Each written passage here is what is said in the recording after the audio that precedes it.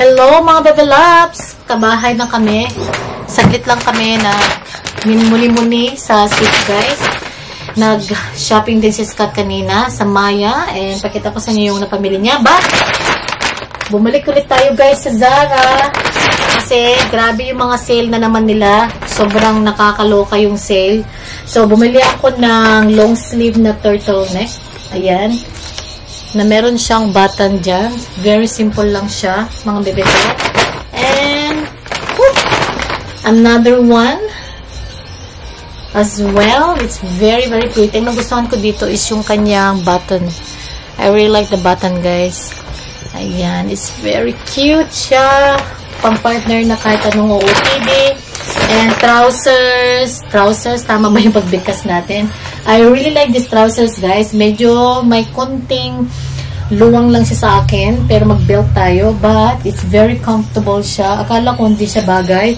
Napansin ko, wide leg pala siya all the way hanggang sa baba. And, it's also high-waisted siya, guys. Everything, it's big sale. Nakakaloka naman talaga ang Zara. Pag nag-sale kasi dyan, sobrang bongga. And, dahil addict tayo sa mga slit skirt. So, nakabili ako ng aking skirt. Mga bebe ko from Zara. Yung nagustuhan ko sa kanya is yung ganyan niya. Oh. Very, pwede na ako mag-belt dyan. And, ganda niya mga bebe ko. Simple. Simple lang siya. But, it's elegant. It's cute. I like it. So, ayan. Nakakapamili lang naman tayo sa Zara, guys. Pag yan ang nag-sale, ay bongga nga naman talaga sila. Meron nga doon, guys, na typean ko is tweed siya na blazers. Kaya lang, hindi ko na siya kinuha, guys, kasi nakabita ng blazer ng black and white. That it's a lot cheaper than that one, yung tweed. Sabi ko, meron naman tayong tweed yung pink. But, yeah, another something from Zara for today. Marami din silang mga sale. Doon nakaka-overwhelm lang kasi parang di mo alam kung yung bibilhin mo, kung yung gusto mo kasi sa sobrang daming mga ganda, sobrang daming sale, nakaka-overwhelm siya na parang parang maumay ka. Alam mo yung feeling na parang ayaw magtagal doon. Gusto mo nang muwi. Kahit papapasok mo lang. Kasi parang hindi ka makapili ng maayos kasi sa sobrang dami. But, ayun guys. I'll get back to you later. Kasi si Kathleen kasi sinundo namin siya from school. And magluto rin tayo ng dinner probably. Kaya lang nahihilo tayo guys. Sobrang init. Hindi ko maintindihan yung panahon. Sobrang init. And then kailangan ko rin mag-insert din ako ng videos from the house. Yung update sa bahay, guys. Excited ako sa bahay namin sa Pilipinas. Grabe. Tapos na, matatapos na siya ng Friday yung fence, guys. Yung, alam mo yung gate? Diba sa harap tapos na yun. Yung gilid is hindi pa talaga siya. Wala pa talaga siyang, nung nandun kami. So, ngayon, guys, tapos na. Hindi, patapos na pala siya by Friday. So, insert ako ng vlog na yun, yung video na yun. After nitong clip na to, mga bebe ko. Ayan na. Nailagay na.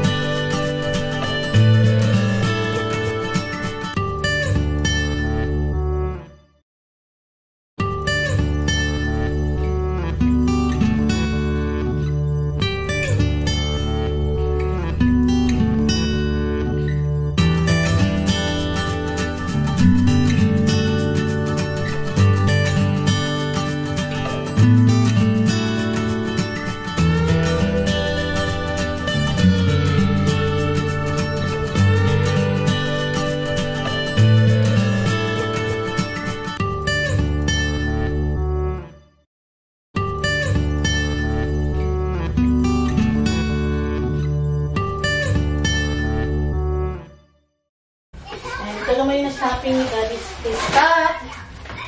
Si Scott ay galing siya ng Maya. Maya. Oh, wala naman dito. Maya bag, this one? No, JD Sport. Ang ganda. Bumili siya ng kanyang shoes from Nike. Wow, I like the color. 230? 230 down to $115. Very nice, guys, no? In fairness naman, maganda naman yung pili ni Scott. So, ngayon lang siya nakapag-Nike, guys. Never to nagda-Nike ng shoes. Sketcher lang lagi or yung mga mumurahin sa mga shop. And then Nike, bihira siya makasuot ng Nike kasi yung paa ni Scott ay iba, guys. Sobrang arte talaga. As in, talagang bihira siya makahanap ng komportableng sapatos para sa kanyang paa. Kung nakahanap siya ng komportableng sapatos, mura man yan o sa palengke man yan, kung komportable, binibili niya talaga, guys. Kaya lang hindi siya nag-last long, no? So ngayon nakahanap siya ng Nike na akma sa kanyang paa. So, very good. Proud of you, Ben. Proud of my husband. And where's your hat? And the shirt from Maya. Ano ba yan? Van Heusen. Ayan. For work. And, no, give me the paper bag. And also, Strands Hatters. Para sa work ni Daddy. Ayan, guys, kailangan kasi nila ng hat sa work, lalo na pag summer, sobrang init. To protect his, head. Importante yan. So, ayan, guys, kasi yung work ni Scott, outdoor din siya, indoor, outdoor, indoor, ganun. Sobrang very busy sa work. Ang lakas na. Alright, hello mga baby loves ko and welcome sa ating vlog. Pasensya na po sa ating buha style. Parang volume ang effect niya. Anyway, nakatulog si Kathleen, guys. Kauwi namin, di ako nag-vlog. But this vlog, it's all about haul para sa school supplies ni Kathleen. Ipapakita ko sa inyo yung mga nabili natin from Big W, mga binili namin ni Daddy for Kathleen stationery, saka mga essentials. Teka lang, guys, balikan ko kayo at kunin ko lang yung iba. Alright, dito tayo mag-vlog. Ayan, malinaw ba mga video ko? But pasensya na pag medyo masyadong... Teka lang. Ayan. Okay. Or... Ayan, dyan kayo. Pasensya na sa makalat. Damit ni Kathleen to kanina. But tupiin natin yan mamaya. Dito tayo.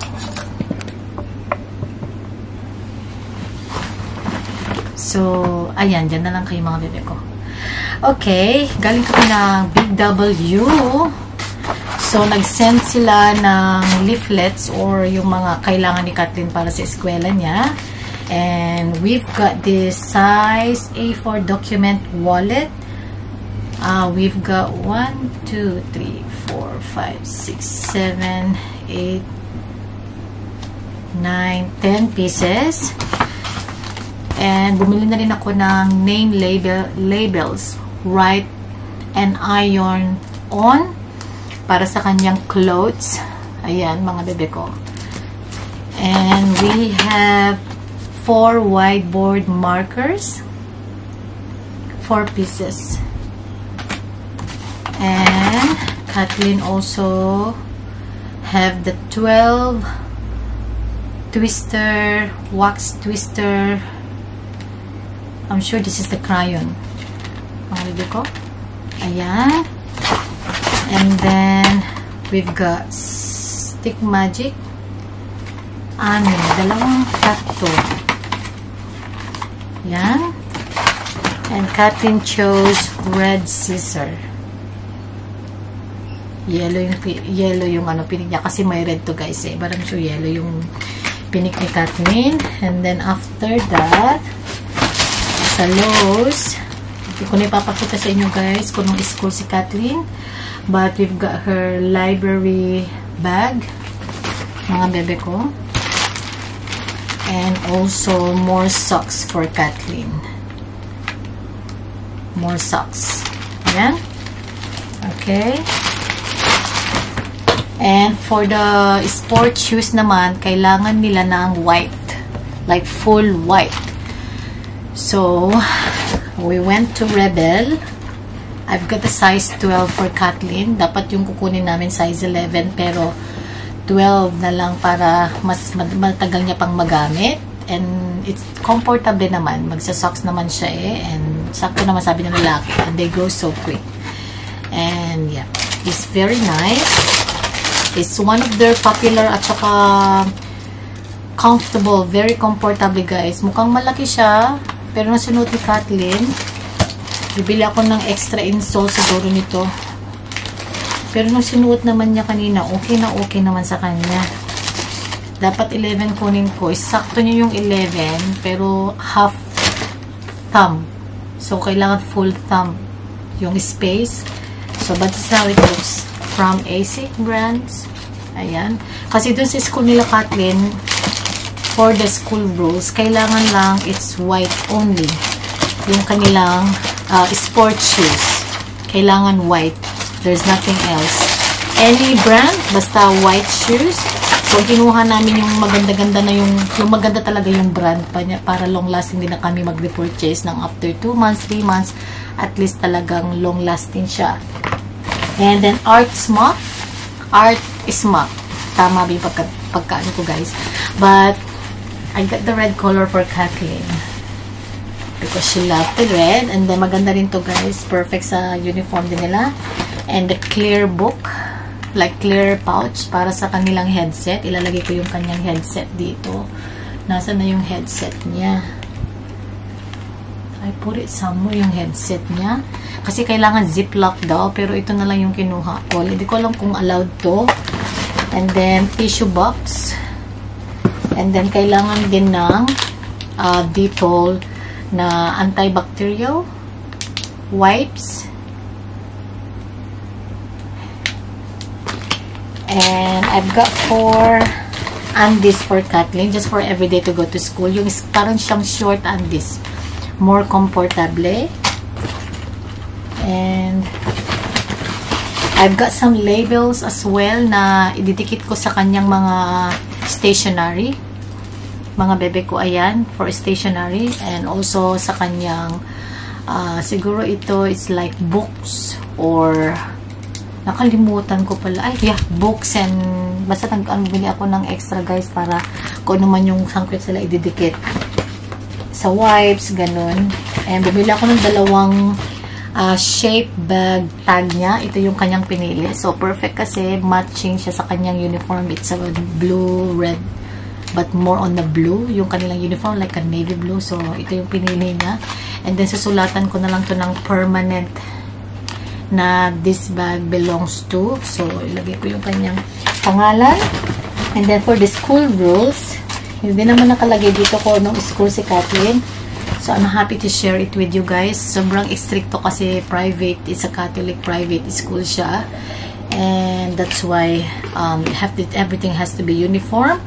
So, ayun guys, bumili ako ng hair tie. Hair tie. And then, hair clip.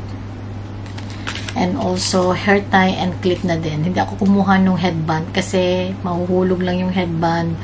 So, ito lang kasi cute at ano talaga, stable sa buhok. So, yan lang guys. Lalagyan ko ng mga labels. So, bumili ako ng permanent pen na Sharpie para isusulat ko yung pangalan niya dito. And then, ididikit natin siya sa bottle, sa kanyang lunchbox. Kasi ito naman guys, na sticker na to, it is waterproof, dishwasher safe, microwave safe, freezer safe. So, very simple lang. It's a fold back right with ball pen. As simple or fancy as you like, you do you. Peel off backing and smooth across. Stick it on. Very simple lang siya. So, susulat ko muna yung pangalan niya and then, that's it. I-stick natin siya. So, that's all. And I think wala na akong na-miss. Kasi meron kaming mom's group chat sa the whole school, school or group. Kasi 2 group guys, yung school section, parang 2 groups siya. Isang section yun pero hinati sa 2 group. So, parang 2 section ba? Hindi, 2 group tawag dito guys. Walang section. So, yun lang. Ipapakita ko to later sa inyo mga bebe ko. Ay, sa inyo, papakita ko later. Ipapakita ko kay Scott mamaya yung ating mga na-purchase para naman masaya si Daddy. At saka yung mga, ano. So, isisimulan ko na pala ito ilagay ng mga pangalan.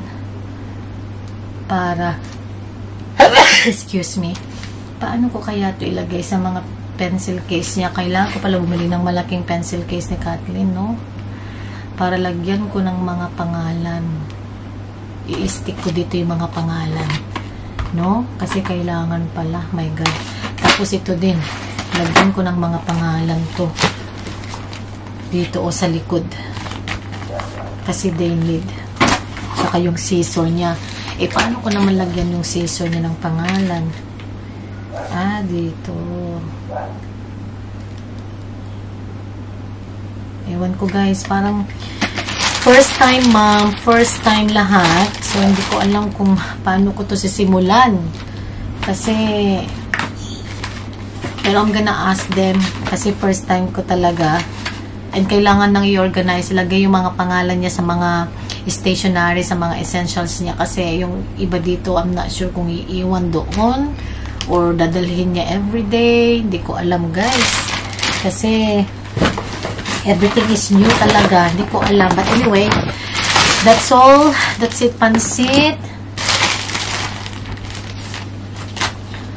Ito, kailangan dito ipo-fold kasi masisira.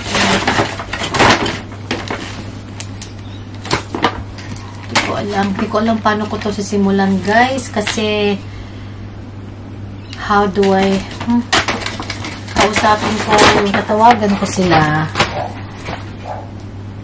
Yung mga mommies na may experience na guys kung paano mo. Pero ito, sis, kailangan ko na silang simulan. Lagyan ko na ng mga pangalan sa kayong wipe, yung folders, mga ganun. Tapos, yung hat niya. Importante, merong ano yung pangalan ng hat niya which belongs to.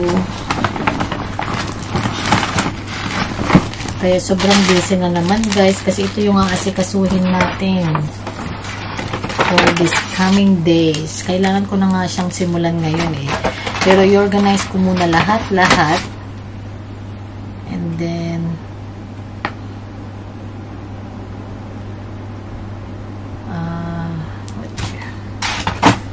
hirap eh. Ano, hindi ko alam guys kung paano ko to simulan ba.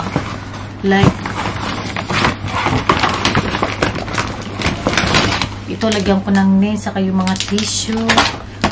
Hindi ko alam kung saan ko sila ano.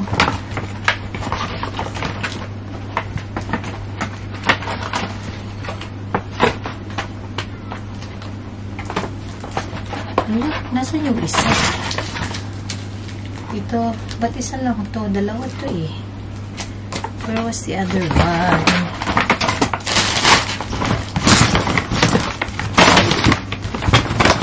Ayun. So, kailangan ko na rin itong ano, oh. Lagyan ng mga pangalan niya. But anyway, that's it guys, yung ating haul. Sana nagustuhan niyo yung ganitong segment.